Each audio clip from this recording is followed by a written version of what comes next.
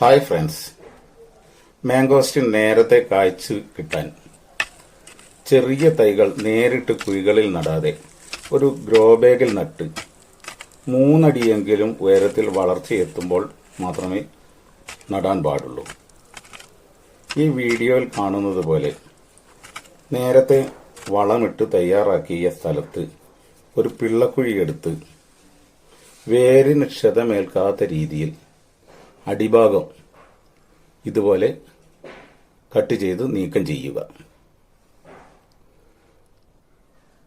അതിനുശേഷം പിള്ളക്കുഴിയിലേക്ക് ഇതുപോലെ എടുത്തു വെക്കുക. അതിനുശേഷം മാത്രമേ നമ്മൾ ഗ്രോ ബാഗ് പൂർണ്ണമായും നീക്കം ചെയ്യാവൂ.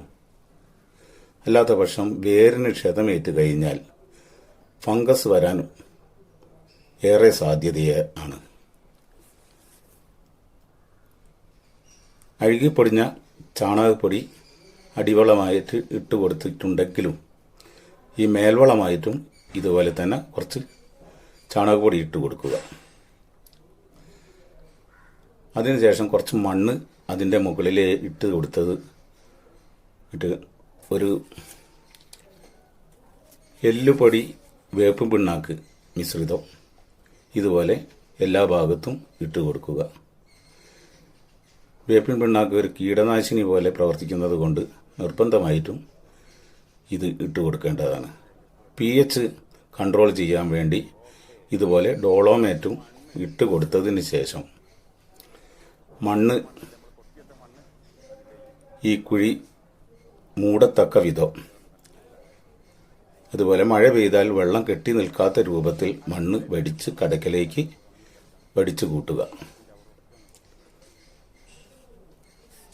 അതിന് പ്രത്യേകം ശ്രദ്ധിക്കേണ്ടത് ഒരു 40% ഷെയ്ഡുള്ള സ്ഥലത്തെ ഈ മാംഗോസ്റ്റിൻ തൈ വെച്ച് പിടിപ്പിക്കാവൂ. അല്ലാത്ത പക്ഷം വെയിലിൻ്റെ ചൂടേറ്റ് ഇല കരിയാനും അതുപോലെ തന്നെ വളർച്ച മുരടിക്കാനും സാധ്യത ഉള്ളതുകൊണ്ട് പ്രത്യേകം ശ്രദ്ധിക്കേണ്ടതാണ്. ഇങ്ങനെ നട്ട് കഴിഞ്ഞാൽ 3-ാം വർഷം തന്നെ നമുക്ക് ഇതിൽ നിന്ന് കായ്കൾ കിട്ടാവുന്നതാണ്. വീഡിയോ ഇഷ്ടമായാൽ ലൈക്ക് ചെയ്യാനും ഷെയർ ചെയ്യാനും സബ്സ്ക്രൈബ് ചെയ്യാനും മടിക്കരുത്.